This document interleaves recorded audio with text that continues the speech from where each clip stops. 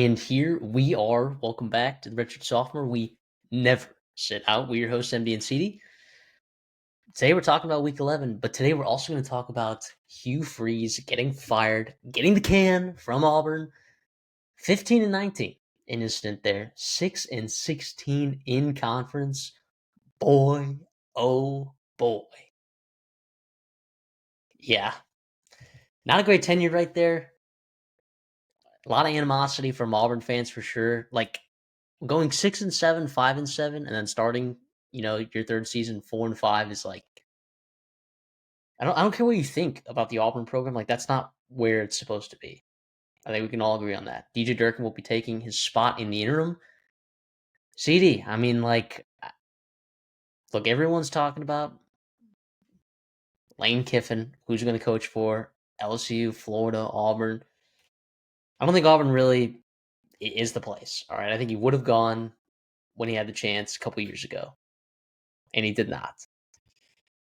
So where does Auburn go from here? And can they go somewhere reasonably soon? Listen, I think they're gonna have to go back, obviously, to the Arkansas State pipeline. We've had a couple of them now. Obviously, Hugh Freeze, Gus Obviously. Malzahn, Brian Harsin. It sounds like Blake Anderson, who's the offensive coordinator at Southern Miss, is in that job. Of course, Butch Jones ain't going anywhere. Our Red Wolves there, having a good year down there in the Sun Belt. No, but in all honesty, I mean, I look no further than John Summerall. I know, say what you want about him. Yeah, they lost to UTSA, blah, blah, blah. Yeah, I think he's the guy for the job. He understands that state. He understands that part of the country and that part of the state, especially. You get a grown up back in the room. He's going to recruit. He's going to use the portal. Like just stupid ways to lose games. Auburn had how many close games? It was like almost. I feel like you get an upgrade there with Summerall. I don't think you're in the conversation that you were a couple years ago for Lane Kiffin. So that's probably off the table.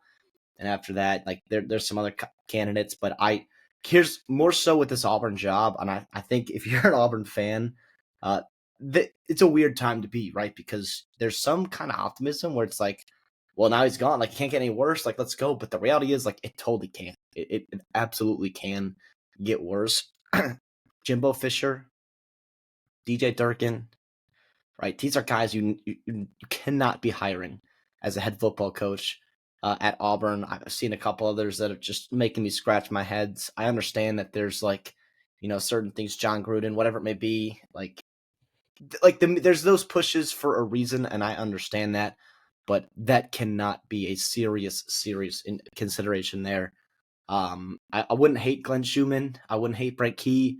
I don't know if those guys would leave their respective spots for Auburn. I still think Auburn's a very good job. The hardest part about it, though, is managing the expectations versus the reality. I think now, more than ever, with the 12-team playoffs, I think Auburn becomes a much more attractive job. I think when you have to play Alabama and Georgia every single year, being in a 4-team or a BCS kind of format is just so hard. Plus, you're in the SEC West with LSU and a couple of teams, a couple of years with Ole Miss, Mississippi State, A&M having really good seasons. So like that's definitely nice to kind of move out of that and move into a 12-team playoff where you absolutely have the resources and capability to make the playoffs, like pretty somewhat consistently there, at least be in the running come November instead of firing your head football coach. So yeah, that's where I look there. A couple of grown-ups there with familiarity of the Southeastern Conference, especially with be able to get you back to what you can do. I don't think you go gimmicky offense coordinator. I don't think you go we've tried that, right? We've tried the bring your coordinator up, give him the job. We're not doing that with Durkin. Don't be doing that. Yeah, I agree with you 100%. It should start and end with John Summerall before one of LSU or Florida gets an idea, because Yeah. like when one of those misses on Lane Kiffin, like John Summerall will be another person that they call. Maybe not the first guy, right? I don't know what the order, what that standing is, like who favors who, like who's got ties, like who is what agent. I mean, there are a lot of variables in that with Florida and LSU, but just like when the season ends, or at least when Tulane's season ends, like just get on that. Just get on that. I'm sure there will be interest from John Summerall's side. I don't know whether or not Mark Stoops will have a job by the end of the year. Maybe, probably. But actually, I'd say it's a big question mark there too. Not that I think Kentucky's a better job than Auburn, but obviously it's John Summerall's alma mater, right? If the job had been open a year ago, it would have been Summerall's. I mean, it is. It's gonna have to be a timely hire. I think if that is the hire, I'm not sure Auburn. I'm not sure if Auburn fans are super excited about that, but they should be.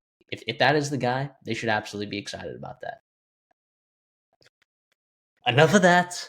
We're getting into week 11 here. We got 8 games we're going to preview. We're going to give you our best bets. We're going to give you our dirty dogs, which struck again last week, putting the nail in yet another head coach's coffin this year. That's 3. That is 3 head coaches that we have put in a coffin this year with the dirty dogs. Love to see it. I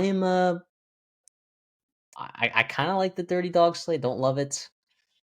I do kind of like some of the bets that I have this week, but the games we're going to be previewing, CD, like we got some G5 mixed in here. We got some MAC. We got some Sun Belt. We got some independent football, not named Notre Dame. The reality is, like, a lot of these games are like serious conference championship and playoff implications, like majorly, in ways that you wouldn't necessarily think about when you look at like the headliners or teams with high rankings. Like some of them will be quite obvious to you, but some of them won't be. And that's what's going to make this pretty exciting. We got like a lot of home dogs that we're covering this week. We're going to be picking 4 out of these 8 games, CD, that we're running with this week. Home dogs that we're looking at, which I don't know that we've seen that a lot. I mean, usually we see like 2 to 3 home dogs. 4 is a significant amount for us to be previewing. So I think a lot of crazy stuff can happen this week. It's going to be an awesome week. I personally cannot wait to get into it. Talk about some dirty dogs. Yeah, big time conference championship implications, some rivalries, some fun things going on all throughout the week, starting on Tuesday all the way through Saturday night. It's going to be awesome here. Appreciate you guys for tuning in. Make sure you like, make sure you subscribe, all that kind of good stuff while we get into these games. First game we're going to talk about, which it's going to be crazy, man. BYU's traveling to Texas Tech as 9.5 or 10-point underdogs, depending where you look. And the crazy thing is BYU undefeated, all right? And they've had to earn it. They've played some good teams, and they've won every single game. Texas Tech, the only blemish on their record is an Arizona State loss, which they lost in a late fashion in a game that they definitely could have won. But I'll say this about BYU, like what they have done this year, and not everyone has watched all of BYU's games, but they've done it with injuries. Like they've battled injuries this year, like consistently. And a lot of teams and a lot of coaching staffs and a lot of rosters are not built to handle that. And I wouldn't argue that BYU's roster isn't necessarily, it's not necessarily built to handle it either.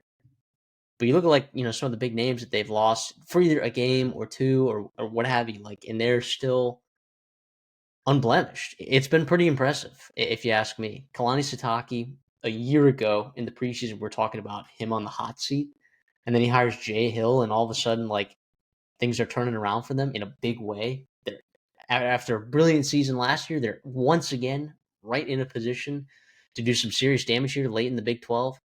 Boy, got to be excited if you're a BYU fan. And if you're a Texas Tech fan, like, this is a great opportunity. You had a massive win last week in Manhattan, breaking the streak, okay, of losing there however many times in a row.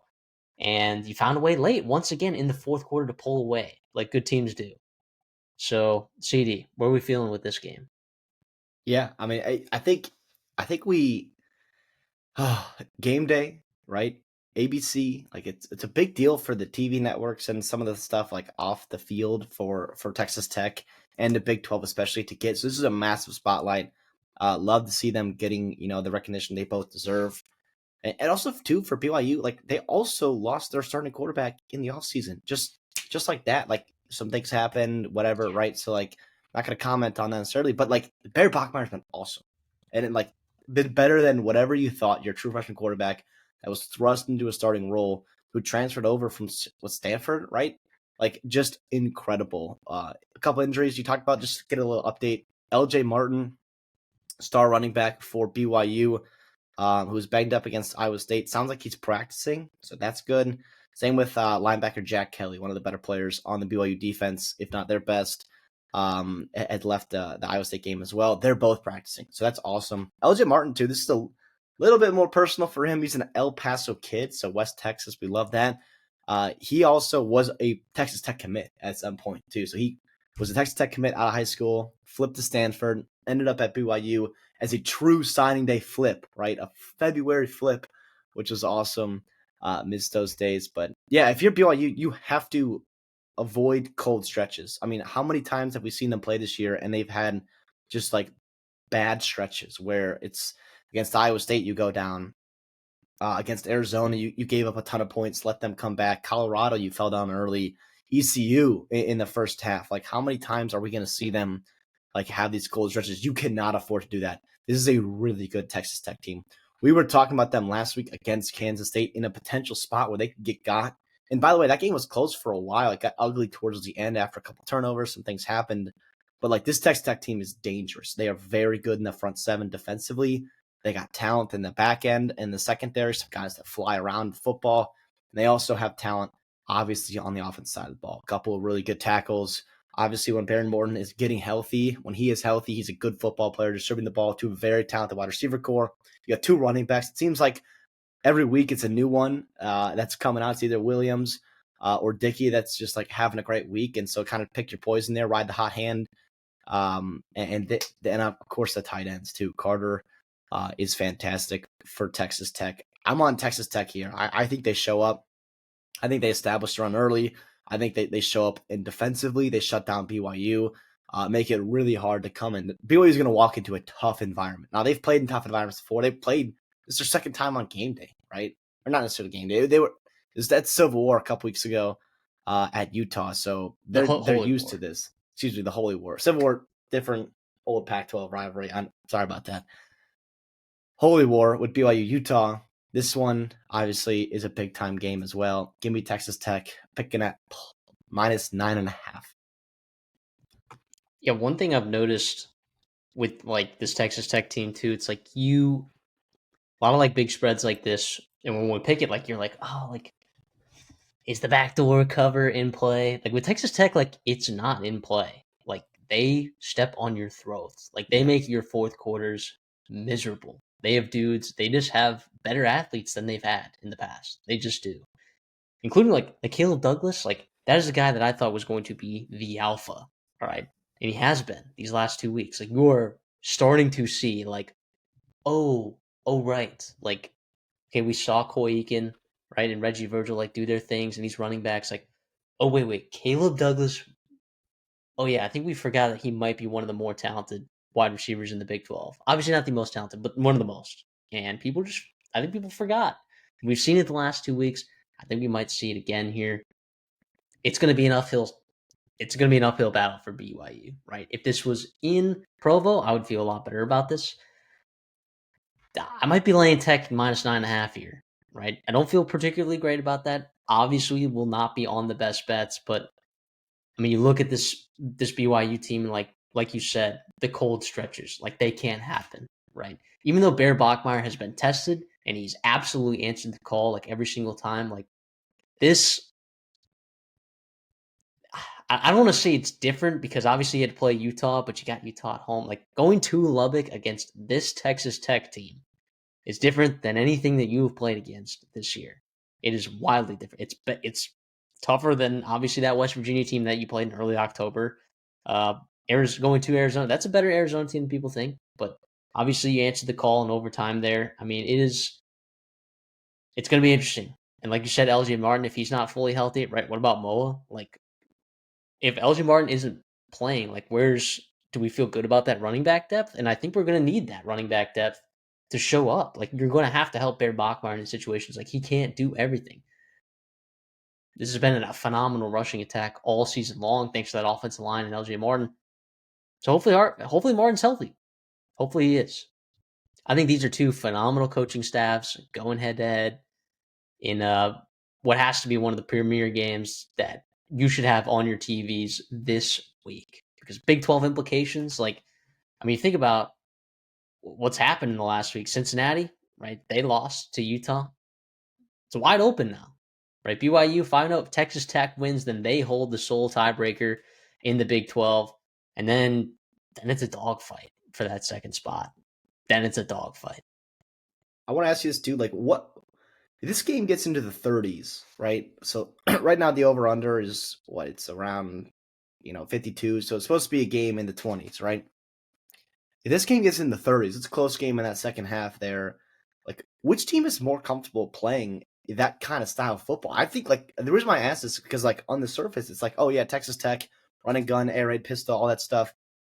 They like to run the score up.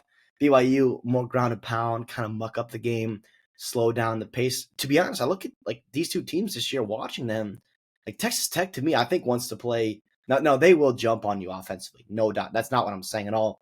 But their defense, I think, allows them to play a kind of game where they can just run the football, take care of the ball, and play like that. Where BYU, I think, has been pretty explosive in certain spots. They jump on you, they win turnovers, and they kind of flip scripts pretty quickly. I think they're fine playing in a game in the 30s. What about you? I do too. Also, I think if this game is in the 30s, then that means that BYU is gashing him on the ground. Most likely, it means that they are gashing him on the ground in a big way, in a big explosive way, which would make me really nervous. Like, right, what would you take? Right, the team that consistently puts up 30 points, right, and they just do it again, right? Or like, what about this team that, like, sure, they've had games where they put up 30 points, but sorry, let me reframe this. Texas Tech, the team that scored 30 plus points with a kind of a balanced attack, right? Or the team that scored 30 plus points just gashing you on the ground, Yeah. right? In the fourth quarter and overtime, like, you might lean towards that team that's averaging 6.5 yards a carry, which isn't to say that Texas Tech can't do the same thing. Obviously, Dickey and Williams, like, are so explosive. It's crazy. I mean, just watching like that, dude, that explosive run there that they had at the end there with Dickey. I mean, like, it is crazy, man, watching those running backs, man. Like, they're both so good. Like, they're so interchangeable. It's crazy. But This so without I'm, Joyner I'm too. Joyner was going to be the starter coming into yeah, the year, and he's hurt. Obviously, hopefully he's got a speedy recovery for next year. But what could have been, man? What could have been? yeah. So I'll learn my lesson from taking Kansas State spread last week, and I will take Tech minus 9.5. Where you at? Yeah, give me the Red Raiders. Southern Miss is going to the fabled Arkansas State. All right. Arkansas State's been pretty solid at home this year, right? Their only loss at home, I believe their only loss at home, correct me if I'm wrong, CD, was to Iowa State. And that was a game that they should have won. The referees absolutely robbed our Red Wolves of that game. That was ridiculous. That was like the biggest ref job of all time. I know, like, no one watching this. Actually, there are probably a lot of Arkansas State Brett fans watching this. that probably watched that game. And hopefully you agree with us, because that was ridiculous. Southern Miss is really good, guys. Like, Braylon Braxton is phenomenal. This defense is good. All right, they find ways to win.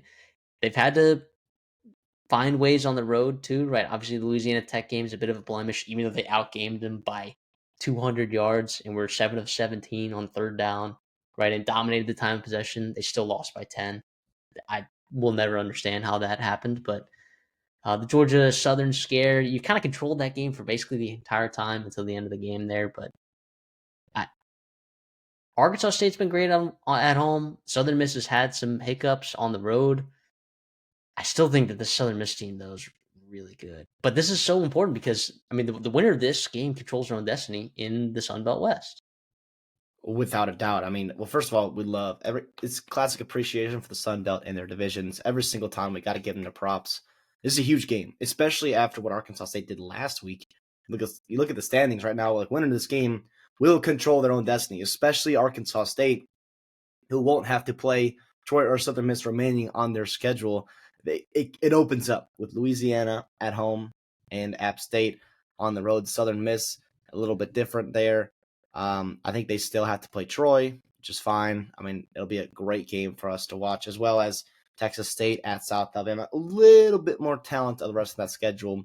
Nonetheless, though, this is a massive spot here for you for the Sun Belt West to go out and fade, presumably, James Madison, unless Coastal Carolina has something to say about that. But yeah, man, Arkansas State last week, I don't know if that's really sustainable. I mean, how many sacks did you have? It was like 8 or 9 against Troy. Like that was some 9, a massive amount there.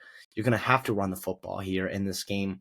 You cannot be too reliant upon Jalen Raynor like you've been all year. You haven't gotten bit in the Sun Belt really for that yet. Southern Miss defensively, for some of their flaws, right, in the running game, defensively, passing, like they're pretty darn good. They are very, very solid, especially for the Sun Belt there. Also, too, you talk about turnover margin. I understand it's a hard stat to like predict in a specific one, kind of outcome game, but I think it speaks to the type of games and the systems that these kind of come out and produce the turnover margin that is. Arkansas State has a -1 turnover margin. It's 78th in the country. Southern Miss is +12. As first in the FBS. Now, like, that has contributed to some of their wins for sure, but I think part of that is they're opportunistic. Like, they get a lot of interceptions, they get a lot of pressure on the quarterbacks, especially if you have a lot of, weight on the shoulders of Jalen Raynor, who is dynamic and incredible. But sometimes he can make bad decisions and take a lot of sacks, and you can have things where some things can kind of, roll downhill, and they can get really bad for you in this game at home if you're not careful. I like Southern Miss in this spot here. I don't love it just because Arkansas State is at home, because Raynor is so freaking good and he can literally take over the second half, whatever it may be. But I think Braxton, the boys get it done for Southern Miss. Butch Jones and Charles Huff, like this is a great, great game here. Yeah, look, no quarterback in the Sun Belt is asked to do more than Jalen Raynor. And you and I mean, dude, years we've been on the Jalen Raynor train. Years at this point. He's our guy. All right, at this point, he is our guy. Although Southern Miss is a team that I have been putting lots of money on with lots of success this year. And I think this is another situation where that could be the case. In games where like Jalen Raynor is the main focal point in that rushing attack, you look at games like South Alabama, right? You look at games like Texas State. Sure, they won those games with like serious Jalen Raynor magic, like classic Jalen Raynor magic. They were a little bit scary games, like that South Alabama game. You maybe probably shouldn't have won. Okay, the Kennesaw State game. I mean, you had a little bit more success running the football with your running backs, but it's it. Look, if you were just relying on him, I get that you have a really solid trio of receivers. I love Corey Rucker as much as the next guy, Chauncey Cobb, right? What's his name? Hunter Simmons, Hunter Summer. Apologize. Wide receiver 3 there. I watched him. He looks really solid. But Chauncey Cobb, if he's your guy in the slot, and he's running with Ian Foster, who's been phenomenal this year. Like the dudes that Southern Miss has in their secondary, the Ian Fosters, the Josh Modens, the Anthony Richardsons, right? That those guys, one, have been in the system. All 3 of those guys that I just mentioned were at Marshall, right, with Charles Huff, some dogs. 2, like what happens if Jalen Raynor, like those receivers can't separate the way that they're normally able to, and what happens like if Arkansas State just can't move the football the way that they want to with Jalen Raynor? Like you said, those negative plays, those sacks. And Braylon Braxton has been the best quarterback in the Sun Belt, right? I know Jalen Raynor has been asked more of, but Braylon Braxton has been incredibly efficient, right? 18 touchdowns, 4 interceptions. He's done it on the ground some too. I mean, he's just led an incredibly efficient offense in what is one of the better teams in the Sun Belt. If you ask me, it's them and James Madison right now. I think the only thing that makes it dicey for us, CD, in picking this game is the fact that Southern Miss is on the road and that Arkansas State is at home. But I like the matchup. I think the DBs for Southern Miss can run with these Arkansas State receivers. I think they can contain Jalen Raynor. And I think Southern Miss offensively is going to do what they do. I don't know if Jeffrey Pittman's going to play. I don't think it matters too much. I think he's like pretty solid as a runner, but Southern Miss has done it with and without him. So give me Southern Miss. Give me them -4.5. And I feel pretty good about that, to be honest. I feel pretty good. Yeah, there's some history going back to when Huff was at Marshall and they played Arkansas State and Jalen Raynor a couple years ago. And obviously, it's just a little bit different there. There's some things going on. Obviously, new stadium, whatever, right? So can't really draw comparisons. But Raynor was not very efficient. 50% completion percentage. He needed 38 passes to get 260 yards. He threw an interception. Arkansas State did not run the football well. Marshall did run the football well, and they ended up getting a win. Obviously, it's been a couple years since that. That was back in 2023. That was when Cam Fancher was at Marshall. Since then, he's been FAU, UCF. I mean, been all over here. So I just want a little fun little anecdote there for our Sun Belt fans, going on a little memory lane of, but context matters too. Like Charles Huff and Jalen Raynor have seen each other. Yeah. Right. Who does that benefit more? Probably the coach. Yep. Probably the coach. But yeah, just another layer to this lasagna of a Sun Belt game. Texas A&M is going to Columbia, Missouri. Bo Pribula, unfortunately, suffered an injury. He will not be the starting quarterback for this game. Matt Zollers will be at the helm for the Missouri Tigers this game as 7-point underdogs. I mean, Texas A&M coming off of a bye the week before that, ending Brian Kelly's tenure at LSU with a dominating second half finish over there in Death Valley. I mean, CD, what's the pulse, right, with Matt Zollers and this Missouri offense? And two, what is the pulse with Texas A&M right now? Like, what do they have to do to keep winning football games? Yeah, I'll start with Zollers there. True freshman. He class 2025. Obviously, he was top 100 kid nationally. He's no slouch. High 4-star kid, top 10 quarterback in the nation according to 247. Gets thrust into a tough spot. He's technically quarterback 3. That's the second season-ending injury for Missouri quarterbacks, and he gets thrown in the game against Vanderbilt. And you know what? Like, the stats, it wasn't great, right? 14 of 23, 132 yards. Like, it wasn't ideal, but the reality was, like, I thought he was pretty solid, like, in what he did and what they asked him to do. It was a tough spot to be thrown into that. They get the bye. You get a chance to reset. You're going to have to lean on the running game. Creative runs. Get Kevin Coleman involved in the running game. How about that? That was fun to see. Get him involved in the passing game. You got Manny and Johnson as well there. Of course, the tight end. There are weapons to be had for Drinkwitz to cook up with their bye. It wasn't a bye week. Yeah, it was a bye week, right? Yep. And then both these teams coming off of a bye. Both these teams coming off a bye. Listen, and I hate to say it because I think we're a little bit past that now. But the reality is, A&M's going on the road, and I understand that they're 8-0. I understand that they're having a heck of a season. They really are. I want to be just a little bit of calming. I want to be a little bit of like, okay, let's get the reality here for A&M. Like, it's still hard, man. Just because you did it and you won on the road in the SEC doesn't mean it's guaranteed every single time, especially with a spot that, like, you're in a spot for A&M that you have never been in. None of these players, the coaches, like at A&M, like it's weird territory to be in. A great problem to have, but I do worry. I do worry about going on the road here in what should be a win for you. What is a 7-point favorite? How do we get there, Matthew? I mean, I think if you're A&M, right, I mean, just continue to have that balanced attack on offense. Continue to do it, right? Use all of your weapons at running back. I mean, you've seen E.J. Smith do it, Ruben Owens. I mean, obviously Amari Daniels has been a guy there for years who stayed in the program. And then Jamarian Morrow, true freshman. I mean, you look at him go, man. He looks incredible.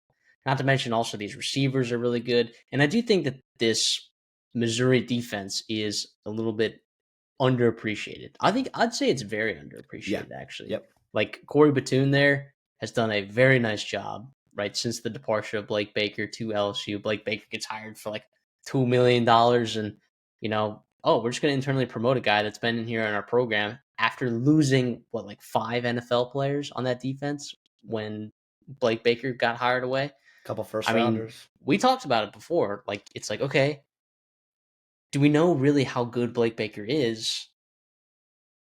He was an up-and-coming name. Like, okay, let's see like what this Corey guy's got. And he's been very solid there, particularly this year. I thought their game plan against Vanderbilt was really solid. They had Pavia kind of in a blender.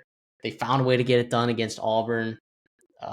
Alabama, Ty Simpson still looked fine, but it wasn't necessarily the dominating offensive production that we've seen from that Bama team before. Like, it's going to be interesting. I think, like, defensively, if you're A&M to win this game, you have to stop the run. That's the most obvious thing of all time, but you've had games, right? Not in recent weeks, but you've had games where you've given up explosive plays on the ground.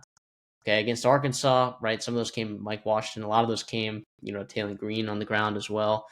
Notre Dame, you gave up some explosives plays on the run game, but so a lot of those explosive plays that you gave up were early in the season, and you've done a lot to correct that. You've got really nice defensive effort from your linebackers. Torian York is having a fantastic year. That front seven is doing some nice work. Cassius Howe, obviously the superstar that he is, could definitely be a problem for this Missouri offensive line. But bottom line, you have to stop the run. Balance attack, stop the run. For Missouri to win, you have to run the football, and you have to run the football very effectively. And then defensively, I think creating turnovers and negative plays, which has been difficult because the A&M offensive line has been phenomenal this year, as advertised. It's tough to find a negative play against this Texas A&M team. Marcel Reed, he's done a really nice job for the most part, right, taking care of the football. He's had some aired throws. He's had some bad decisions. He had a bad red zone turnover, I know, against LSU, but in general, for a young quarterback, he's done fine. So yeah, those are your formulas to win this football game. Now, what is actually going to happen? I'm not sure. As is tradition, when we're picking A&M games, the Aggies ready to know at this point this year, and I've picked against them every single week. So guess what? We're going to keep doing that for the Aggies, for our Aggie fans out there. I'll be taking Missouri +7 and Missouri to win the game. Someone's got to do it, whatever it takes. Someone right? has to do it, whatever it takes. Listen, I am a genuine concern here, which is weird because I think 2 weeks ago, as A&M was crushing the hopes and dreams and a lot of other things of LSU, you looked ahead at their schedule and you almost just gloss over Missouri. It's like, let's just get to Texas, right? And you still have a couple of tough games left. And this one, the more and more, the closer and closer we get, I just get a little bit more worried each single time. I want to see A&M's elite offensive line deliver on the road. That will be what I'm watching for if this A&M team can actually win a national title. If that offensive line marches into Columbia and gets it done on the ground, protecting Marcel Reed, would be just super, super confident in what they can do in November and December. And when we get there, hopefully in January, yeah, I mean, like you said, Missouri, man, their defensive line, their front seven, they're legit. They got some good pieces there for sure. So that'll be a tough one for A&M, a nice test for them to get going. I don't know if Missouri has the firepower offensively, unless there's just an abnormal amount of turnovers and special teams plays that just kind of screws A&M. You could see some red zone luck kind of tilt this way towards Missouri. I mean, it's only a 7-point game. So there's a legit chance Missouri absolutely wins this game and just outplays A&M for 60 minutes. I have a hard time believing that's going to happen. I'll take A&M, and I'll even take them to cover too. This team feels different, man. They just do it, and they step on your throats. They win second halves. I think a bye week hopefully was a very productive bye week. You talked about Jamori and Morrow a little bit. Sometimes I think this middle bye week, I mean, we've had a couple years in a row where we've had 2 bye weeks, so that's a little bit different. But a lot of times after the bye week, I want to see your true freshmen that you kind of sprinkled in the out of conference, you sprinkle in early in October, and come November, these guys are ready to play big time plays for you. I think we see some of that with him, and I would love to get him going, especially in time for November and when you really have to run the football against good front sevens that you're going to be playing essentially from here on out. Yeah, I'll say you mentioned Missouri's front seven. I mean, they have one of the better edge rushing pairs in the SEC. If you just look at, from a pressure per, snap basis, they're very solid.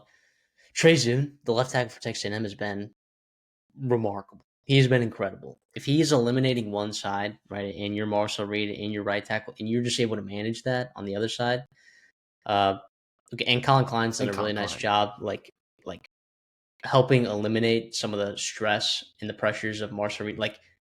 Marcel Reed has had some really nice pockets this year. He's also had some really nice rushing lanes. When he drops back to pass, he's also had a lot of time.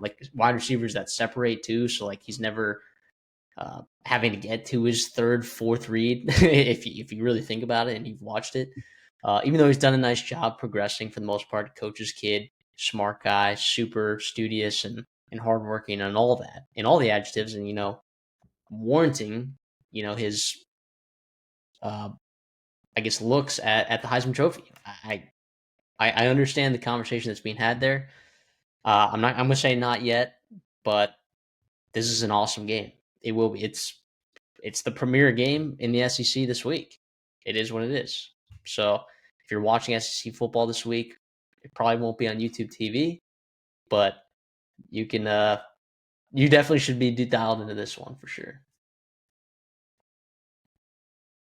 Oregon going to Kinnick Stadium, playing against Iowa. Dude, Iowa's surging right now. And I'm not going to say Oregon is free falling because they're not at all in any way. That should not be the adjective used to describe them. But they don't look as dominant, you know? Are they gettable against an Iowa Hawkeye team that just looks really good right now? It's not that they're doing it through the air, right? But Mark Gronowski kind of adds this like second level to this quarterbacking thing, right? Where he can take off with his legs, he just is doing enough. Like that dude is a born winner. That dude is a born winner. So can you win here at home against Oregon? I think they absolutely can. It's giving a little bit of like Walmart Notre Dame kind of vibes from last year, a team that just like kind of just like snuck The its Riley way out, Leonard Gronowski stumbled comps out. are I mean, listen, I have not heard that yet, and I think that's a really, really nice comp there at the high end of what he can be and what this team can be. I really think this is an actual playoff team. I think that needs to be considered as a realistic possibility that the Big Ten could absolutely have Iowa be representing them in the college football playoffs. Now, if they do that, they're going to have to beat Oregon and beat USC, and that's going to knock those teams potentially out of the playoff conversations. Definitely USC. We'll see about Oregon and what happens to them. But boy, oh boy, man, this is just what Iowa does. When they win, like they do what they need to do. You talked about that. They peak at the right time, not only of seasons, but of games. Kinnick is such a hard place to play. Oregon's traveling across a couple time zones. I understand they're off a bye, but so is Iowa. You talked about Gronowski, what he can do. Dante Moore is going to have to be careful of taking care of the football. This Iowa team is getting healthy offensively. Their offensive line, we just talked about A&M and their offensive line and the impact they have had this year on elevating a quarterback and an offense. This Iowa offensive line is unbelievable, and they're going to get after a very, very good Oregon front seven.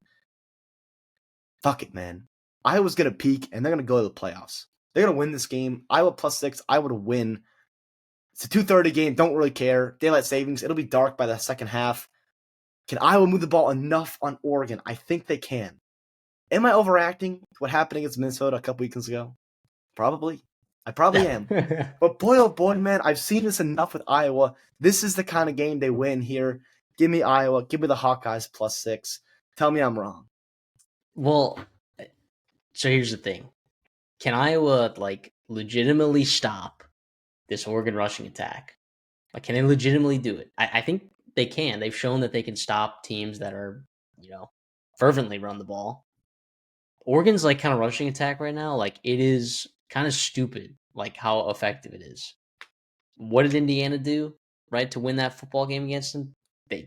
They got up early and they took it away from them and they made Dante Moore make a bunch of plays. Okay. Like when Oregon's ground game is going, it's like an unstoppable force. Like once that thing starts going, it is over so fast. I mean, I don't know what the numbers are right now, but they still have to be averaging like over 7 yards a carry, like between their running backs, I mean, because it is nuclear. What Jordan Davison does, what Noah Whittington does, Jaden Lamar, De'Aaron Hill. I mean, it is stupid. The embarrassment of riches that they have there. And not to mention the receivers, of course. We've talked about them week over week, like better than what we thought that they were maybe going to have. Like you've gotten the production from Malik Benson. You've gotten Decoring Moore, his action. Of course, Evan Stewart, like people haven't even been talking about like how big of a loss that was before the season because they've done enough, right? And Dante Moore, despite not looking phenomenal, of course, he look, Dante Moore, when he's healthy and when he's on time and when his like in the structure of the offense, he is very good. Even when plays break down, right? He's got incredible athleticism to make things happen in a wicked, frozen rope of an arm. I'll take Iowa as well. I'll take them +6. I'll also take them to win the game. I don't feel good about it, but I just do think, right, that we could get a Phil Parker special here, right, where you put Dante Moore in an absolute blender. All right. When they lost to Indiana, I mean, Oregon bounced back the next week with an absolute vengeance, and they just put Rutgers to bed. They flew 2,000 miles and put Rutgers 6 feet under.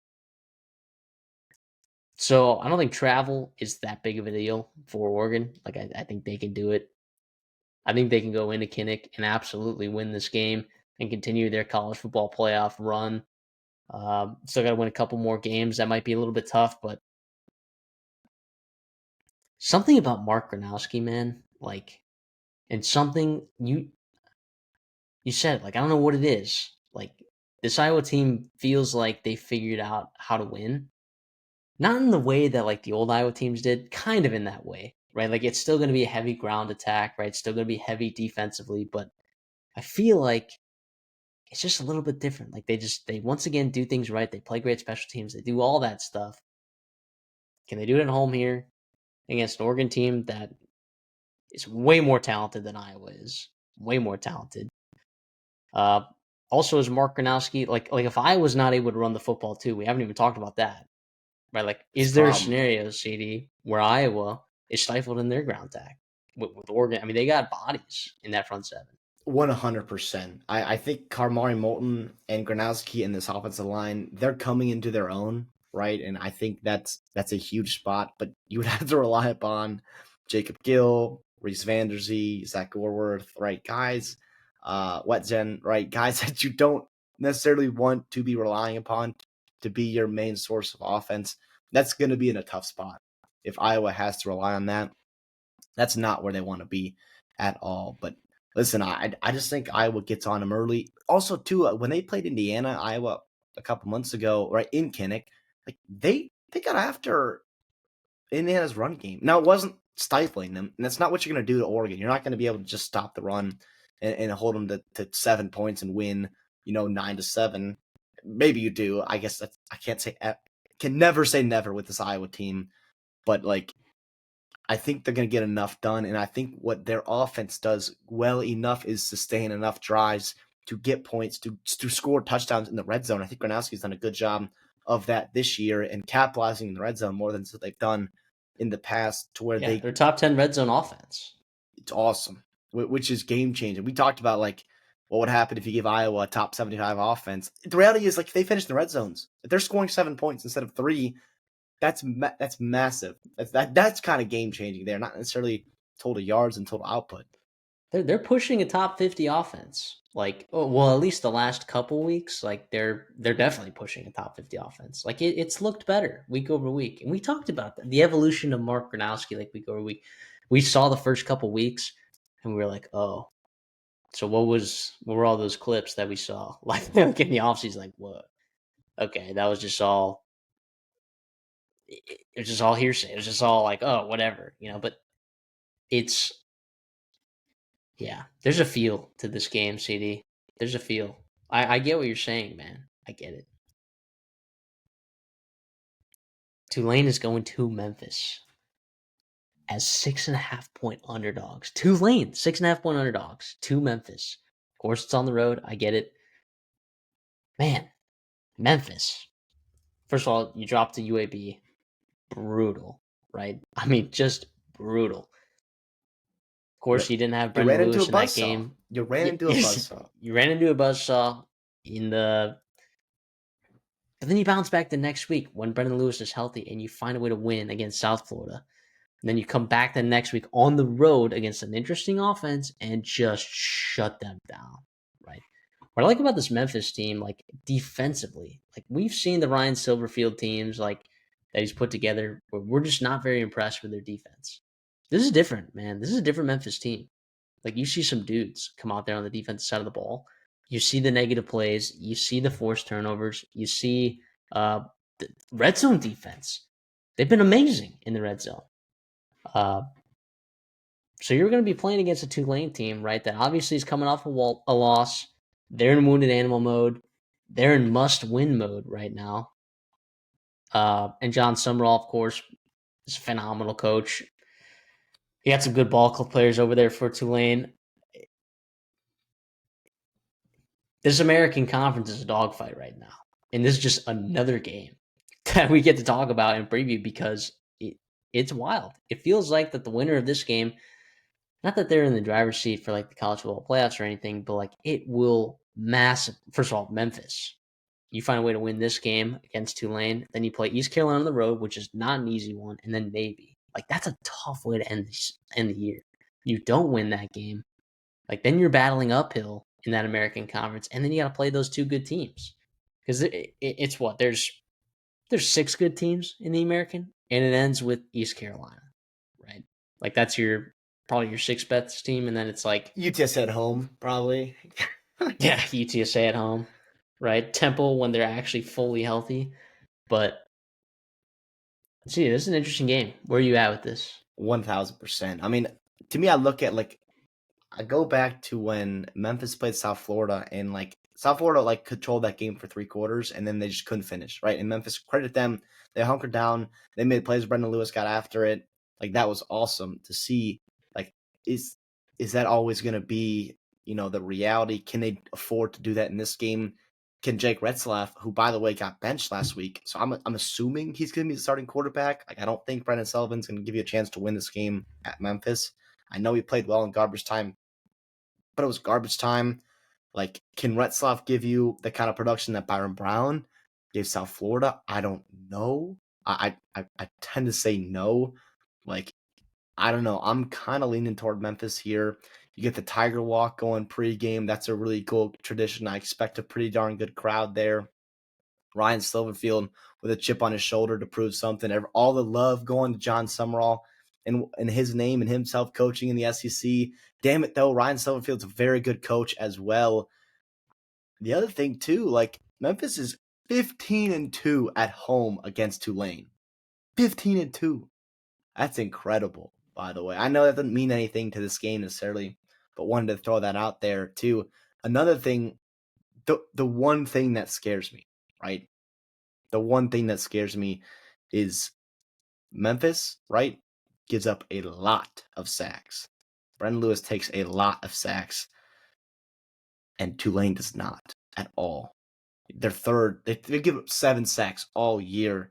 And for Memphis, like, I know you're better against the run. I get that, and you struggle to get the quarterback, blah, blah, blah. But, like, you have to get to Retzlaff and have him make plays he made last weekend on the road and this weekend against you guys. Listen, I like Memphis here, -6.5. I want to see them. I think they can control the running game enough. You got a couple guys there offensively in the running back room that can do that. We know Tulane's going to want to. I think your front seven will stop that. Boy, oh boy, this is huge here. But I like Memphis, and I'll take the points as well. Well, we've seen Brendan Lewis this year, and obviously in the preseason, we mentioned this before. Like the fact that Brendan Lewis is doing what he's doing right now is like crazy. From what we saw Brendan Lewis these last couple of years, like it is Yeah. bonkers. Like when he won the job, I'm like, oh boy, like oh man, like what? Here we Or go when again. they took him in the portal, it was like, you're Memphis. Like, I Yeah. know you're not. Listen, you're not Indiana. You're not Ohio State. You can't just go out and pluck whoever, Cam Ward at Miami. But you can get a good player, and they chose Brendan Lewis of all people. And he's been great. He's been super efficient. And we saw Tulane secondary. We saw it last week. Like they're gettable, right? We saw it with Duke. We saw it with Ole Miss. Obviously, different caliber of teams. UTSA at home, different caliber of team, right? But I think the key here, like, sure, Memphis will try to run the ball, and they may have success with that, right? Greg DeRosier, like they have good ball players there, and Brendan Lewis on the ground too. He was phenomenal last week. Like he did a ton of the leg work in the first half himself with his legs. But if they're really efficient through the air, like they have been, and Ryan Silverfield is in his bag, and they're just dealing, like it's going to be a tough ball game for Tulane, right? It's going to be a tough ball game for Tulane. If Brendan Lewis, has the past Brendan Lewis, like where it's like, 10 of 17 for 82 yards and an interception in the first half, then like that's where you get into that conversation where Tulane's like, okay, yeah, we're absolutely in this ball game. So yeah, I worry about that Tulane secondary. Brendan Lewis, I have a feeling, will capitalize on that. I'm with you. I'll lay Memphis -6.5. I don't feel great about it. Don't love betting against John Summerall. Don't love laying almost a touchdown against John Summerall either. Especially in an American Conference game. That is scary. After a loss, I mean, After a loss, like that's scary stuff too. And you also look too, like UTSA wins that game because they did it through the air, right? If Memphis doesn't do it through the air, okay, like we've seen Tulane like physically dominate teams this year. Like we've seen Tulane like physically like Northwestern put pedal to metal. And we saw it a little bit with Duke. We saw it with Northwestern. We've seen it multiple times where Tulane can play that mucky ball and come out on top against good teams too. But if Memphis, sticks to their game plan, I have a feeling that they will get a win right here and put themselves in a pretty good spot to potentially make a run and be, the G5 representative for the college football playoffs, pending what San Diego State does over there in the Mountain West. And JMU, like a couple conferences there racing for it. Last thing I'll say here, last stat I have, Memphis is first in the American with 68 tackles for loss on the year. That is a astounding number. For reference, Tulane is 43. But by the way, Tulane, like offensively, they do not get tackled in the backfield a lot. And I know that's not an end-all be-all stat because, like, what's the difference between a negative 1 yard gain or a 0 yard gain or 1 yard gain? I understand that, but like to me, that just shows the penetration and the aggressiveness that they play with defensively on first and second down. And that's something where Tulane, like I said, first of all, if you're not running the football, right, and it's putting more pressure on either Retzlaff or Sullivan, whoever it is in there, that's not where you want to be at all. Especially on the road there, especially if you can, get Memphis to like kind of be able to play their game if they're up early, blah, blah, blah. Yeah. Also, Brendan Lewis, I don't know if we talked about this. It sounds like he was banged up, but it sounds like he's going to be fine. I still feel pretty confident in him playing. He had a good practice. So that's not something we're worried about in this game either. Just want to throw that out there. Yeah, if he can play, if he can breathe, that dude's playing. I mean, even though H. Hill I didn't think was bad, but like it hindered them. Obviously, that last possession on the 1 yard line, obviously that hindered Memphis' ability to win that game, but also Brendan Lewis is in that game. They probably beat UAB. Duke is traveling to, wait for it, UConn. Oh boy, UConn is right now 6-3. CD, you know that all three of those losses have come in overtime? Yeah, I did know that. So we look at this UConn team, by the way, who was it the Fenway Bowl last year? Obliterated North Carolina in that ball game. Granted, a depleted North Carolina ball club, right? This is a much better Duke team. This is a Duke team that is the favorite to win the ACC, by the way, right now. As we speak, in a lot of sports books, Duke is the favorite to win the ACC. Wild, right? Wild. We're in this era right now. Clemson, Miami, see ya. It's a new it's a new Atlantic Coast Conference this year in 2025, and UConn could do some serious damage to the reputation of that conference here as 9.5-point home underdogs. Manny how we feeling? Manny Diaz, Jim Mora. I mean, that's first of all, great coaching matchup, right? Great basketball contest. As we're recording here, it's Big Monday right now. I know, college people are going to be like starting up. Click on the people video. are going to be like thinking like this is like some basketball, like as college basketballs starting this week. That's awesome. You also got an elite quarterback matchup. Darren Mensah is fantastic, right? Worth every penny that he reportedly got in the offseason. Joe Fagnano is fantastic. He is so good. The FCS transfer from a couple years ago has been fantastic. They got a couple really good playmakers. Wide receiver Skylar Bell, running back Cam Edwards playing super, super well. UConn is 4-0 at home at the Rent, right? Husky Nation there. So, like, that is, I don't know, man. I mean, we've seen, how many times have we seen, and we saw Duke. Wait, did Duke go to Tulane? Or did they? That was Northwestern. I went to Tulane. Yeah, they went on the road to Duke Tulane. went to Tulane Yeah. and lost. Exactly. So another, like, how many And times? Mensa threw for 300 yards and 3 touchdowns, and they still lost. Yeah. Now, how many times? Now, I think Tulane's better than UConn, but the reality is, like, UConn's playing really Maybe. well right now. And two, like, we've seen Power 4 team after Power 4 team go on the road to G5 places and just struggle. They could win sometimes. 9.5 is a lot. Listen, I love Duke, and you talk about them being ACC, like, contender, legit, like, actually favorite to win it. But I like UConn here plus 9.5. I'll take Duke to win. I'll middle it there. I know it's a little bit soft, but I think it'll be closer. I think UConn comes out and plays one of its best games of the year. And Duke, gets a win there. Even so, the reality is, like, you talked about UConn destroying the conference of the ACC. Like, Duke loses this game, it does not affect what they do in the conference standings. They could still be potentially playing there in December for the ACC. Also, I do love this. I wanted to mention UConn did extend its scheduling deal with Duke, so they're going to be playing each other through, I think, at least 2030 as of now, which is awesome. I love that they keep playing this game here. I think they played each other last year, if I'm not mistaken, and that was a pretty good game. So a lot of fun here, no doubt, with Duke and UConn. Yeah, and like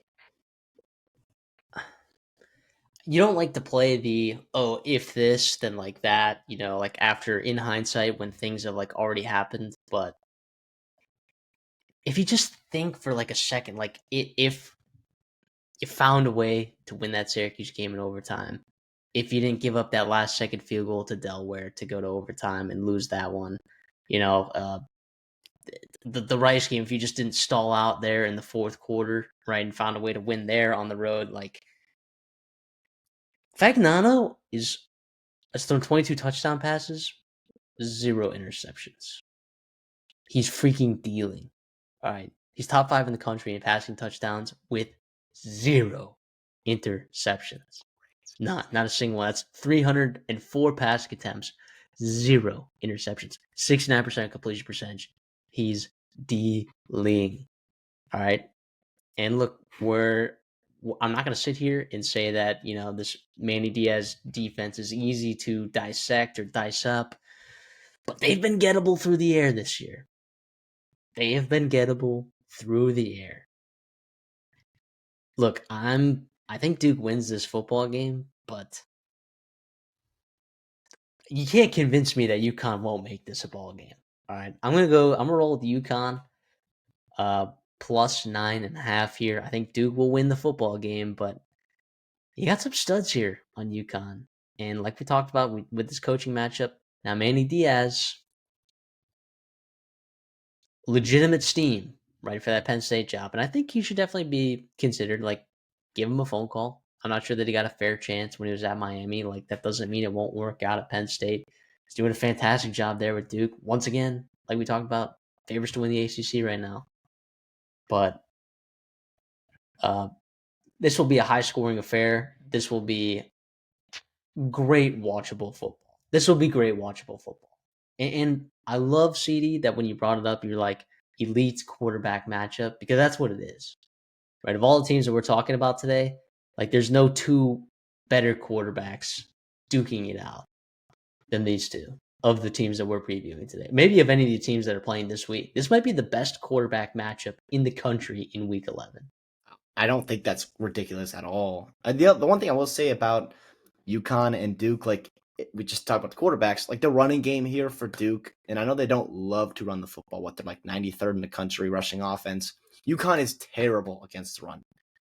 Terrible. They're 105th in giving up yards per game, around 175 per game against a pretty bad schedule. No, a terrible schedule. So, like, that is a little bit concerning, I think, if you're UConn, where if all of a sudden Duke comes into your building and they can just lean on you through the running game with Nate Shepard, like, then you start to get worried because then you get playing from behind. You can't get off the field, yada, yada, yada. Then you're putting Fagnano in a tough spot. That's what Delaware did. That's what Rice did. You gave up 37 and 44, respectively. And I know those are overtime games added to it, but listen, like, that would be tough here. And I, like you said, high scoring. I still think they can still cover if that's happening because they're going to put the ball in the end zone with Edwards, with Bell, and a couple playmakers they have offensively. Plus Jim Mora, man. By the way, is he? I have not heard his name at all, but he has had a couple of really nice years for UConn there. Like, and I know it's maybe he doesn't want to go back into coaching, but like I wonder if, especially he wins this game, like does he start getting some conversations, especially in more of, I think you're thinking more of the backfill jobs, right? You're thinking more of like, oh, if Iowa State loses Matt Campbell, or if like, something around there where he's like backfilling a coach that has to leave to go somewhere else. But otherwise, I think he loves it at UConn, and he's doing a heck of a job there. In what was a tough job, and it is a tough job. Well, yeah, and he's 63 years old, so right in that range of like, getting hired in Indiana. Like I know you have to look at age somewhat, right? If you're a big time program and you're trying to invest in a coach for a number of years, but I don't know. Jim Moore's he's a high energy guy. I feel like that he's got like 10 more years in him. If you're a, lower tier Big Ten school, ACC school, like UCLA. I'm just kidding. I mean, send him back. Look what's happened since he's left. By the way, I'm just saying, and he needed to go. There's no way the fans of the Boosters would sign off on that. But come on. That's crazy. And UCLA fans are probably looking at the success over here and being like, "We're not going to fall for that again. We're not going to fall for that again." But I don't know, man. I don't know. I think he'd be good in plenty of spots. I mean, he's an LA guy, Yeah, he's winning. Wins 57% of his games. He's won at tough jobs. So I know. No. Well, he's a West Coast guy too. What if he goes back to? What if he wants to go to Corvallis? Oh, speaking of tough jobs, bro. Speaking of tough jobs. But I mean, in the future of that Pac-12, that's true. I mean, you're set up in a pretty decent spot. You're in a beautiful area. You're back on the West Coast. I mean, not necessarily coast, but like, you know what I mean? Like that time zone. Yeah. And I mean, he'd win this game first, Jim Mora, and then we'll talk, man. Both coaches may be vying for better jobs. We'll see. Miami, Ohio, at Ohio. Ohio's favored by 3 points in Tuesday night action. It is back. Gosh. I mean, I've missed it, man. T-minus, I mean, I had my calendar. I mean, it was counting down. Once we got to like 37 days, I was like, I could start to feel it a little bit. I was itching for some Tuesday night action. We got it. And we've got a heck of a matchup today. We got an Ohio team that's historically unbelievable on these Tuesday night, Wednesday night actions. And then you also got Miami, Ohio, who clearly looks like the best team in the MAC right now, but has to go on the road to Athens, right? Chuck Martin, Brian Smith, two really good coaches right now, even though Brian Smith's in his first year. We know what he did as an offensive coordinator there. I got two really good quarterbacks here in the MAC, two of the better quarterbacks in the MAC. Yeah. What a matchup. We are just blessed. I mean, and also, too, the winner of this game controls their own destiny, for the MAC title or MAC title appearance, Yeah, absolutely. Two teams have played each other a good amount past couple of years in meaningful games and in a history, right? The Battle of the Bricks, the two oldest universities in the state of Ohio, 102nd meeting, man. I mean, goes all the way back to 1908. Miami leads the series, right? 56-43 and 2 ties, which is crazy, by the way. But Ohio has dominated the past 20 years. They've won 13 of 17 meetings since 2004. And in Maction games specifically, they are 5-3 against Miami. They are 20-8 at home on Tuesday and Wednesday nights in the MAC. And they are 9-1 in the last 10 games. They have not lost since 2021 against Toledo. It's a good football team, man. This Ohio team. Listen, I want to say that they're both good football teams. With Miami, they do it a little bit differently than Ohio does. You think Ohio, you've got the trio, the stack of Navarro, Parker Navarro, the quarterback, Sia Bangor, the running back, Chase Hendricks, the wide receiver, that stack is about as good as it gets in G5 football. They are fantastic. The O-line has to play well. Defensively, you got a couple guys in secondary, Pearson, Thompson, Williams, that like to make plays. Jalen Crable, the young kid, has to make plays on the defensive line to get after Daquan Finn and what they've done. Incredibly impressed with Miami and what they've done this year after a slow start, after a tough schedule, a couple of hard losses. They've really bounced back. They replaced their top 2 wide receivers last year, one to Texas Tech, one to Minnesota. And Cam Perry has been that guy. 612 yards on the year, 3 touchdowns, been explosive, only 22 receptions. Him and Daquan Finn are really starting to put it together. Finn's playing his best football of the year after taking essentially a year off. Of course, Adam Trick, defensive guy, the defensive lineman there for Miami, 6.5 sacks on the year. He's fantastic. And by the way, Ohio has struggled to protect Navarro at times. His pocket presence is not good. It's not good. And I think some of those stats get inflated really deflated because he's so hard to bring down and he breaks so many tackles and he avoids a lot of sacks. But Miami has to get to him, has to wrap up here. It's going to be fantastic. I like Ohio on the spot. I think Peden Stadium will be going nuts. It's a big week here for Ohio University. They got home opener in basketball this week as Sunbelt and MAC, showdown there with Arkansas State. Monday night, Tuesday night, of course, Maction against Battle of the Bricks against Miami. Big rivalry here. I think they'll show out and show up there at Peden. I like Ohio here. I don't love it, but I like it. I think I'm going to fade you here. All right. I mean, gosh, do you hate betting on the road team in Tuesday night action? You can't do it, right? So obviously it won't be on the best bets, but I do actually think, believe it or not, despite Daquan Finn's history in the MAC, I think I actually like Ohio in the quarterback matchup here. I like Parker Navarro a lot. I think Daquan Finn is really good. I think he's phenomenal. I also think that in order to win this game, though, Miami's going to have to run the football. I don't think Ohio's,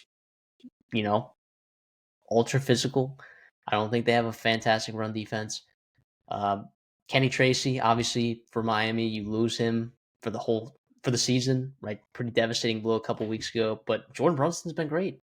He's been great. I think he's going to get a healthy 18 to 23 carries this game. I think he's going to have, between 70 and 120 yards, 2 touchdowns. And I think Daquan Finn will be just as efficient, plenty enough efficient, to potentially win this game, probably in the 20s, if I had to guess. And this defense has been great for Miami. Maybe not as dominant. Like, I haven't seen a dominant MAC defense this year. Thought we had it in Western Michigan. I think they're still really good, but it's been a little bit different look MAC this year than we've seen the last 2 years. But I think that this Miami defense is good enough. I think they're going to generate enough negative plays, despite kind of the superstars. By the way, how awesome is it seeing Saya Bangura back in that Ohio green instead of the maroon? Like, it's nice. He runs straight up and down, man. But he's physical, man. He puts his head in the pile, and that pile moves. You can hear there's a loud collisions there. In Peden Stadium there when you're watching them. Listen, about your defense question in the MAC, like I think NIU might have a say there for best defense, more so because of what their offense lacks and how good they have to be and how many times they're on the field in shitty situations. That's probably one of them. And Ohio shredded them. I mean, just shredded them. So, listen, Ohio at home, much different team than them on the road. They have struggled. You lost to Ball State. You struggled with EMU. Obviously, Rutgers and Ohio State. It is what it is there. But they've been much, much better at home. I think they get it done, man. It's a big game. Ohio down the stretch in November. You talk about tough action games.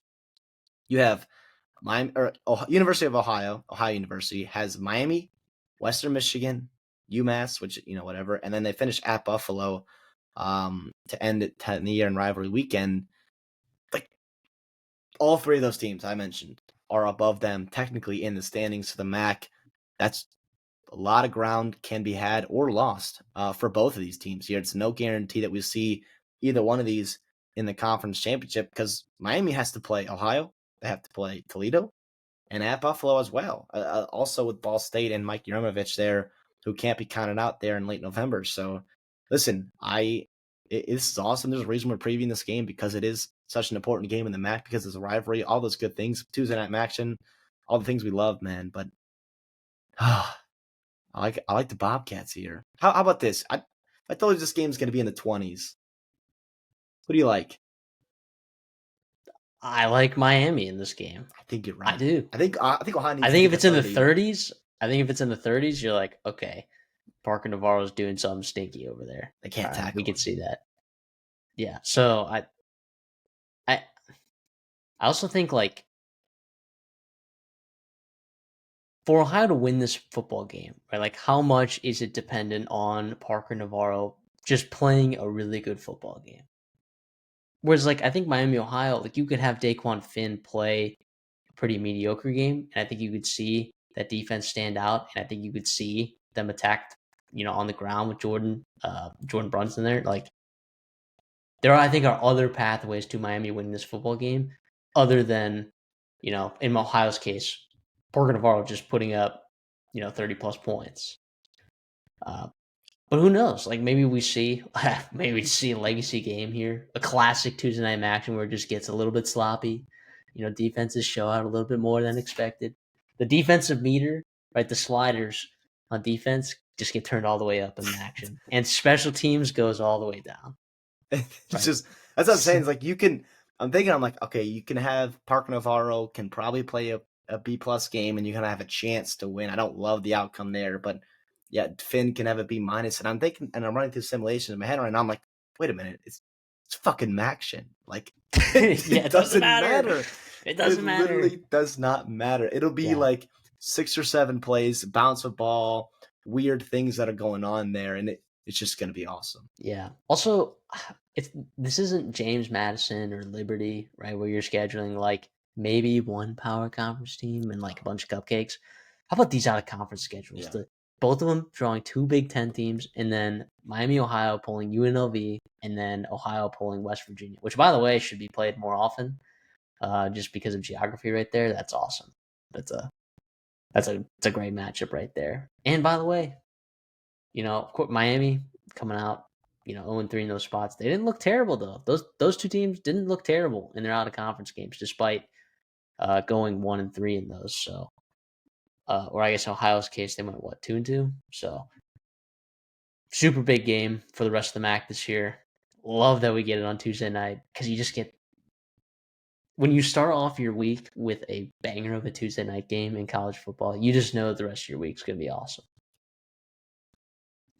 The last game we're going to preview today, Wake Forest at Virginia. Virginia 6.5-point favorites.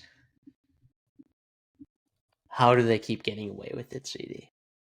How does Virginia keep getting away with it? It is absurd. They're like the anti-UConn, right? They're winning in one possession games. They're winning in overtime every single time. Or maybe the anti-Arkansas. I don't know. Whatever it is. They're finding ways to win games.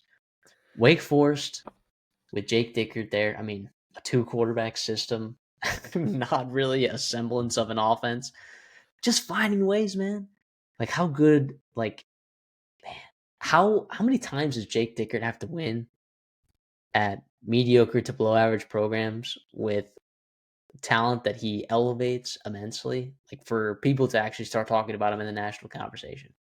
Below average to bad programs. Like that's what he's doing there with a significant lack of resources. Both there with Washington State. Just incredible. And now he nailed his quarterbacks at Washington State and didn't quite nail it this year with Wake Forest. He'll get there. I'm not worried. For those who don't know, it was Cam Ward and John Mateer. So like pretty good hit right there for Dickert. He also crushed his offense coordinator hires. We think Rob Ezell will get there as well for Wake Forest. Hasn't quite been there, especially recently, right? Now you've putting up points against West Virginia or against Virginia Tech, against Oregon State, against Georgia Tech. Should have won that game. So like it is what it is right now. but Virginia, I don't know what to think of this game because the reality is both these teams win games in just weird ways, or they lose them, in weird ways. Wake Forest does have a -3 turnover margin. UVA or West Virginia is +10, so it's a massive difference there. West Virginia does not turn the ball over. They run the ball well. They win on third downs, and Chandler Morris is very, very good. Those are the reasons why they're 8-1 right now. First 5-0, the only unbeaten team left in ACC play. Boy, oh boy, man. Also, you come back a year ago, right? 2024. I mean, think about how much has changed in just a year for both these programs. Virginia won in a nail biter, which might have saved Tony Elliott one of his jobs. He gets off the hot seat with the year he's having this year. Jake Dickert comes in, saves Wake Forest football, and putting them off to a path there. I mean, it's just awesome. They're gonna make a bowl game. Yeah, Wake Forest is gonna make a bowl game, and they might even clinch today, this week here. I think they got a real chance to win here. Now I'm gonna take Virginia. That's crazy here. though. Yeah, Wake Forest on the road against 8-1 Virginia, and they have a chance to win, which is awesome. Now I think the reasons why I kind of laid out earlier, you talked about Virginia winning on third down, Chandler Morris, blah blah blah. Like what Wake Forest is almost the opposite of that, where they just like they have a lot of penalties. They're like 134th in penalty yards per game. They're terrible on third downs. They're like 98th in third down percentage, converting 36.4.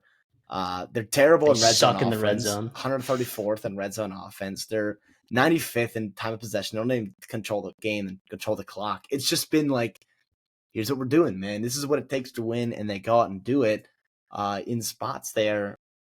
I just think, well, something has to give in this game here, right? Either it's going to be, Wake Forest somehow winning games or Virginia coming up clutch there at the end. I like Virginia. I think they kind of control this game a little bit more. I think it doesn't get to a spot to where they have to pull out a win from under the rug or pull someone out from underneath the rug, and they get it done here. -6.5. I'm already I'm having my heart rate's going up already thinking about this game because it's going to be so fun, especially in that first half there. I like Virginia -6.5. I mean, I'm looking at this game and I'm like, what in the world? Like, okay, the difference, all right, metrically, like from a power rating perspective, if you just look at the Vegas spread, all right, we're talking about Virginia as the home team, right? 6.5. Oh, this is a neutral site game, but I have this as a home game. 6.5 point favorite. So that means on a neutral site, this is a field goal game. The number 12 team in the country, 8-1 Virginia, is a field goal better than Wake Forest. I'm going to take Wake Forest here in this spot gosh. because, but here's why. Okay, I know Tony Elliott saved his job, all right, by having the year that he's having this year. I still think Jake Dickert is a better coach than Tony Elliott. Yes, I'm with you. I do. And when we get like a stinky game, all right, I get that it's on the road, all right. When you get into a stinky game at the end here, and you need a head coach to just dial it in and manage your game, manage your clock. Also, too, like, I know the Florida State game, it didn't work out that way, but you never really see the two quarterback system like work, right? But you're kind of seeing it it's happening, right? And this Virginia defense is gonna have to prepare for both guys. All right, one throws a really nice, pretty deep ball. The other one, like, literally can't use his right arm, despite being a quarterback. And I mean, I don't know, man. And the thing is, too, like some of these close games for Virginia, some of them have been at home. The Washington State one, Washington State flew 2,000 miles to Virginia after flying to Ole Miss and lost on a safety. All right. Jake Dickert's old program almost went in there and caught dub. Now, if Robbie Ashford, I would feel a lot better if they just stuck with Purdy, right? But if Robbie Ashford is in there and he doesn't turn the ball over and he runs the ball well when he's in, I think Wake Forest got a real chance here to win this ball game. I really do. I'll take Wake Forest +6.5. I'll take them to win the game as well. and feel pretty terrible about it. But I just like I'm always going to be a Jake Dickert fan. I am. I really like the way that he runs his programs. I love his staff hires all the time. I love how he uh, has developed players like NFL type players like Dan Henley. You see for the Chargers playing really good football. Cam Ward we talked about, Josh Kelly, Kyle Williams. I mean, like it's a pretty nice list of guys. Or who's the edge rusher that they had there for a couple of years? Who was really solid? Who was an All Brian Pac-12 guy Jackson. for you? Yeah, exactly. So he's had guys and developed guys and found guys. He's only had 1 year. I don't know that he's found a lot of guys there, but he's going to elevate his team, and I think that they can win this game. Listen, what does the committee do? Let's just say hypothetically, stay with me here. Virginia goes on to win this game, and they beat Duke on the road, and they beat Virginia Tech, and they're 12-1 going into conference championship Sunday. Presumably, Or you mean 11-1? But yeah, thank you, 11-1. Presumably in the playoff in terms of a top 12 seed, and they lose. Like, does it have to be you lose by 30 to keep them in? Like, can a non-conference champ Virginia Tech ACC runner-up get in? I mean, the same thing happened with. I think we're gonna have this conversation in a bunch of leagues, maybe 2 leagues, right? With the ACC and Big 12, and that will probably be the conversation just about every year of this format because that's the reality of what happens. Scheduling disparities and Yeah, especially with that's no what it divisions, is. like you're gonna have like games like that, right? Like seasons like this where you have just a wild amount of stuff at the top with the conference standings. Listen, like I think we have to get serious about Virginia like being a legit playoff team. We have to. Now, If now they win, what can they do there? I don't know. Now here's this. Here's this. win in overtime, I guess. What what would you put the odds on that I'm telling you that the G5 school wins more games in the playoffs than the ACC school does? I would. Here's my thought, CD. I think they win the same number of games. I think they both don't win a single game unless they're playing against each other. In which I'll there probably are a take it. number. Yeah, There are James Madison on a neutral field, probably favored against Virginia. if Probably not damn favored. near close. San South Diego Florida, State, South Florida, probably Memphis favored. is what Memphis for sure. Yeah, so I'd say yeah.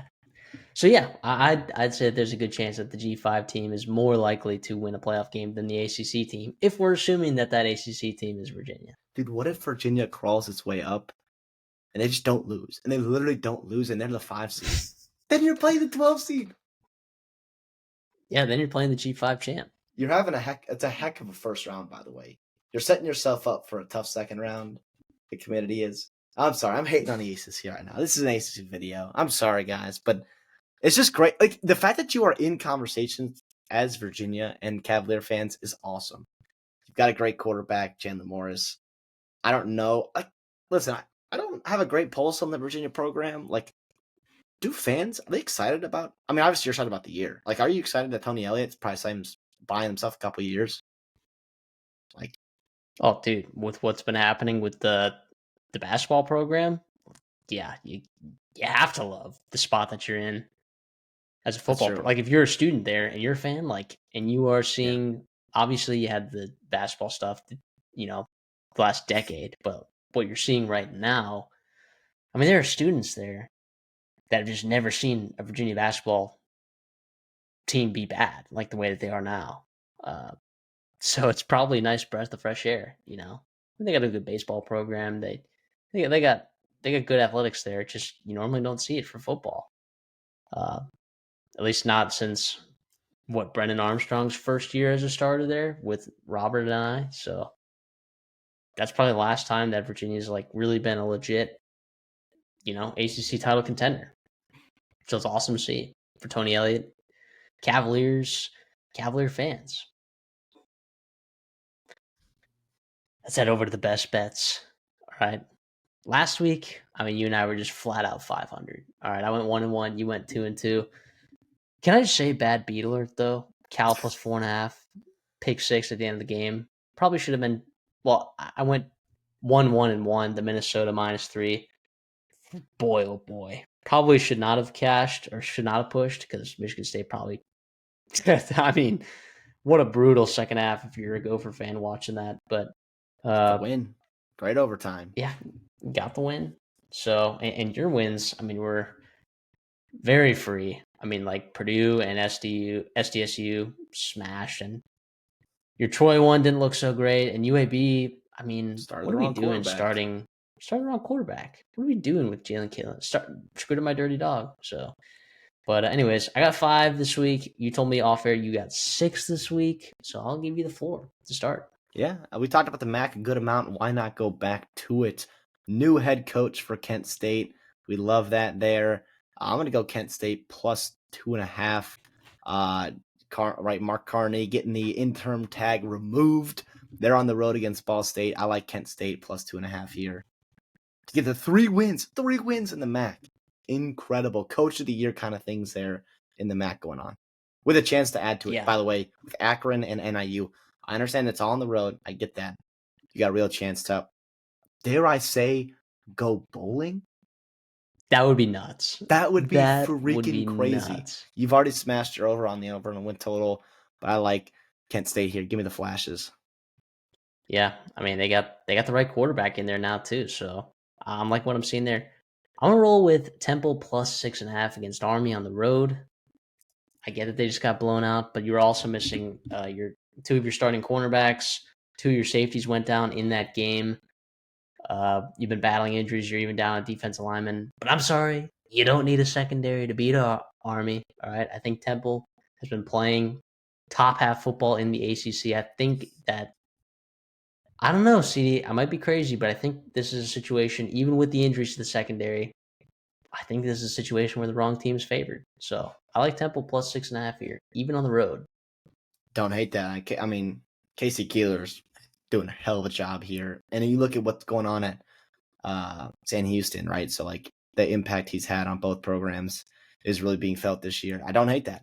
I'll stay in the American. I got South Florida minus 14. Would have loved that to be under 14, and it might get there at some point this week. But right now, I'll just take minus 14 for the show. South Florida, I think they're legit. I think they're the best team in the American. I understand that they just lost to Memphis. You have a bye week to sit on that, figure out what went right, what went wrong. Hopefully, you don't have another second half collapse, and the backdoor cover is definitely in play here. I'm just not buying UTSA as what the product they put on the field against Tulane. I think they're a little bit more like the team that got blown up by North Texas, that lost to Temple, lost to Texas State, which is struggling in the Sun Belt. A little bit more like that team than they are the team that just blew out a legit, pretty good team in the American and Tulane. I like South Florida here.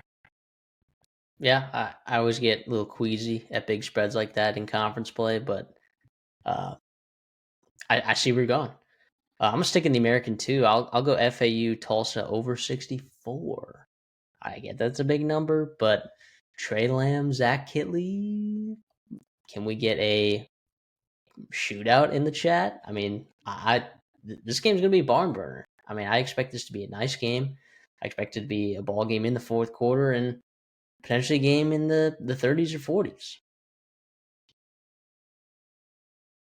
Yeah, why not? I mean, I thought about making a play on that. It probably would have been more on the FAU spread side, but also I don't hate fireworks in that game as well. A couple young coaches we talked about a pretty good amount this offseason as bringing some good offense to those two programs. Why not in the same game there? In the Sun Belt, I got James Madison at Marshall. Again, I hate going double digit road favorite here, but James Madison minus 13.5. I think they are the best team in the Sun Belt. I think they're much better than Marshall. And I think they're going to lean on you. Like, they have dominated Old Dominion, dominated Texas State. Like, in the past couple weeks, they're playing really good football. I think they also understand that style points are necessary for what they want to do and accomplish in the playoffs moving forward. That starts with going on the road and beating Tony Gibson, who's, I thought, done a pretty good job with Marshall, considering the situation he took over for, considering what happened early in the season, losing to Missouri State, and kind of riding the ship there and putting yourself in a position, 4-4, 2-2 in the conference with a couple games to go with some teams that you absolutely can beat. Potentially go 6-7, 6-6. Excuse me, as 7-5, make a bowl game down there in the Sun Belt, but not today, not this week. I like James Madison. Sure. I'll be against that later in the show, but I guess we'll just have another one of those head-to-head matchups. Give me Wisconsin team total under 16.5. You're at home against a Washington defense that I think is pretty solid. You have yet to score more than 14 points in Big Ten play, and they're just chucking out 16.5 as the team total line right now. Yeah, I wanted to make a play. Washington second half minus 6.5. But I like in the back of my head, I'm like, oh, what if this is a blowout? And like you kind of take the pedal off the gas, but uh, decided to go for team total under 16.5 in this spot. Yeah, they have really, really struggled. 10 points is the most they've scored. Oh gosh, yeah, it's been a rough year for Wisconsin. Listen, I think they're gonna get somebody at some point this year. Is it this week? I don't know. Do they need 17 points to do it? I'm not sure. Going to the Big 12, West Virginia team total over 30.5. I know that's a high line. I did the same thing a couple weeks ago with Cincinnati, and it cashed for me there. Going to go back to the Big 12. Well, this Colorado team, man, I cannot believe I'm this late to the party, and getting in on that. But it's been rough here, especially defensively, offensively, turnovers, a lot of things going wrong. They have given up a lot of points. West Virginia finding something offensively. Scotty Fox getting it done. They got a huge win. They continue that momentum coming back home to Morgantown. Give me the Mountaineers over 30.5. I like it. I actually like that a lot. I'm going to go with a big spread, but it's not going to be a conference game. Give me, okay, well, I'm saying this, Oregon State minus 19 against Sam Houston. Boy, is that Sam Houston team bad or what? I think this might be an Anthony Hankerson having 200 yards type of game. I think we're looking at, a 41-13 kind of game. And yeah, oh yeah, I guess that'll push. No, actually, that would not even cover. Oh God, give me 41-10. All right, give me 41-10 right here. So, yeah, I like Oregon State minus 19 here. Yeah, why not? Stinker game. Speaking of stinker games, I'm going to the CUSA, Florida International in Middle Tennessee. Couple bottom feeders there so far in this conference. One combined win in conference record there. Listen, I like FIU here. I love Willie Simmons. Things I love is Willie Simmons and what they can get done here. I think the wrong team is favored here. It depends where you look, but yeah, it's a pick 'em here for me. FIU in a pick 'em, essentially money line. Yeah, give me the Panthers, man. A must-win game. Still fighting to get to bowl eligibility. There's a sliver there. Why not? Got to start somewhere. That's this week against Mid Tennessee. All right, I like it. I like it a lot. Give me last one, Southern Miss minus 4.5. We talked about it for all the reasons that we talked about in the preview. I like Southern Miss minus 4.5. Come on now. Yeah. Listen, I was with you there. Why not? Why not there? Charles Huff, man, it's a good coach. It's a good team there down in the Sun Belt, looking to flex their muscles, go back, or at least Huff is to go back to a conference championship. That would do wonders in putting themselves in a spot to do that. Lastly, here in the Big Ten, I've got Indiana as road 14.5-point favorites. Imagine this line 3 months ago, 2 months ago, right? And what changed? How much has changed since August? More so since October, right? More recently, Penn State, man, they gave a good fight in that first half against Ohio State. I don't think they have the dogs offensively to get it done. They're battling injuries defensively. I think Indiana, again, a team that has no will at all, no mercy at all when they're playing these teams. They will run up the score. We talked about James Franklin for so many years and pushing to cover. Man, maybe Cignetti's got a little bit of that in him too. I like the Hoosiers here, minus 14.5, even on the road, even against an uber talented team. I think Indiana's for real. Obviously, everyone else does too. Give me the Hoosiers. Blow them out. Well, let's say I hope they either. I could be fading you here in just a couple minutes over here, in the Dirty Dogs. But yeah, that was our best bets. So let's move over to the Dirty Dogs. Speaking of, you smacked one last week. You put another nail in the coffin of another head coach this year. The third time we've done that. Kentucky plus 330. Bang, bang, bang, bang. Love to see that from us. On the year, the Dirty Dogs, if you were to just tail the money lines at the lines that we put them out at, you would be up 5 units. I'd say that's pretty good for just 10-point underdogs straight up. So, CD, that means you are the first play of the week here. Yeah, this one's a stinker play. I will be honest. Line I was looking at, I want to get it on record in case it does happen. Nevada was going to Utah State, and at the time, early or today on Monday, they were 10-point dogs. That line has since moved, and I cannot get them. I'm going to double check just because. Oh, it's still at 9.5. Yeah, and for reference to the Dirty Dogs, like if you haven't been with us, these are 10-point underdogs. CD and I draft 2 each every week. It's a snake draft. Make it, take it, right? If you hit a Dirty Dog, you get the first pick of the week. So CD and I have already drafted these, and yeah, so he gets this first pick, and it has to be a 10-point underdog at least. So that's usually like plus 300. Sometimes you see plus 280s on some 10-point underdogs, but pretty rare. So usually plus 300 or more. Yeah, so I'm gonna go in the MAC here. UMass is 10-point dogs plus 320 is the money line. Be taking them at against Akron on the road. This is more about a you know maybe Brandon Hood gets going. Maybe AJ Harrison can be a little efficient and explosive, and they get these done. Ben Finley's been there at Akron or been in college football for freaking forever.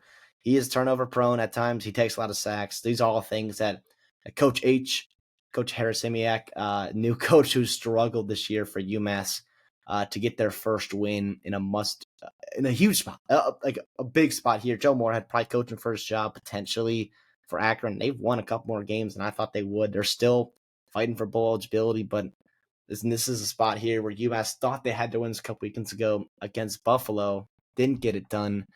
I think they get it. They have a chance to get it done this week. Tough slate here. I like UMass. Why not? All right. I'm going to go to the Big Ten. I'm going to fade your Indiana pick. I'll take Penn State plus 500. I mean, I get that they've stunk and they're in free fall right now, but you cannot tell me, CD, that team is way too talented to be plus 500. Yeah. Against maybe anyone. Right? So I get the situation where Indiana blows them out. I see it. I see maybe where Penn State's offense stalls. Indiana just plays Indiana football and they just like dominate, right? But Penn State is plus 500 against Indiana, CD. Yeah, I'll take it. Listen, if this is a close game, it would not surprise me. I just think more times than not, Indiana is gonna pull away from them. But listen, we've seen crazier things. It is tough. It is scary to be me and be betting that many points against a team of that caliber, talent wise, at home. But I just have a hard time believing that's going to happen. I'll say in the Big Ten here, and I'm gonna go another home team that is, pretty big dogs. Wisconsin is 11.5-point dogs. Money line plus 360 against Washington. Washington coming across the country. Last time they did that, they struggled mightily against Michigan offensively. Demon Williams threw 3 interceptions. They did not get Jonah Coleman going. They let Bryce Underwood be efficient. Jordan Marshall ran all over them. Now, obviously, this Wisconsin team, much different, much worse in just about every single way that Michigan is. But I think defensively, they got some dudes in that front seven. I think they've got a couple receivers I actually do like. Do they have the quarterback to be able to take advantage of them? Probably not. But maybe they hit a couple of big plays here. Maybe they win the turnover pageant. turnover margin. Listen, it's an 11.5 point spread. Like, they're going to need some big things to go in their favor to win this game or stay in this football game. I think they're desperate for a spot here. I doubt the student section will be pretty going there. Like, it's more about the team rallying behind each other, rallying around. Maybe Fickle trying to save his job there at Wisconsin. Why not? Plus I'd be 360. past that. I mean, look, the team total under could hit, and they could still win. That could, there's a possibility. It's probably going to Last have to dirty dog happen. for me. Yeah, I'm gonna fade another one of your picks. I'll go Marshall plus 410. I know James Madison's the best team in the Sun Belt. I know they are. But something about Tony Gibson at home finding a way to stop the run, like, there's one thing you're not going to do against the Tony Gibson team, except that last year at NC State when they didn't have the personnel, and we said that going into the season. You're going to have a tougher time running the football against Tony Gibson's defenses. So, Gabe Marshall plus 410. I get the Old Dominion win. That was like a crazy one where, like, classic Colton Joseph, like, turnover masterclass. Yeah. I don't think you're going to get that. If you do get that, of course, I think Marshall's in a great spot to win. But if Marshall mucks this up enough, like, it could be a little bit interesting. So I'll lay plus 410 there. And again, it was a light slate here for the Dirty Dogs. Like, not a lot to pick from. So we're fishing, scraping the bottom of the barrel here. That's going to do it for us. That's our Week 11 preview. Thank you guys so much for tuning in. If you made it this far, just give us a like, because that means you probably like the content. And that's a rule. If you like the content, like the video. And then also consider subscribe. All right. We'll be here all year. We'll be here in the off season with all the coaching hire stuff, transfer portal stuff. Yeah, we appreciate you guys sticking around. Can't wait to watch some more college football this year. We only got a couple weeks left, guys. Gotta soak it in. It's November already. Crazy. Sooner or later, it's gonna be rivalry weekend before we know it. So, CD, anything for us on the way out? No, appreciate you guys. Obviously excited for the long week of football, Tuesday through Saturday. A lot of good stuff. First college football playoff rankings coming out. Hugh Freeze getting gone. Coaching carousel heating up. Rumors, hot seats. A lot of good stuff. Make sure you are subscribed. We will be getting after all of that, especially during the season, but especially in the off season as well, come December, January, and beyond. So make sure you guys stick around for that. We'll see y'all in the next one.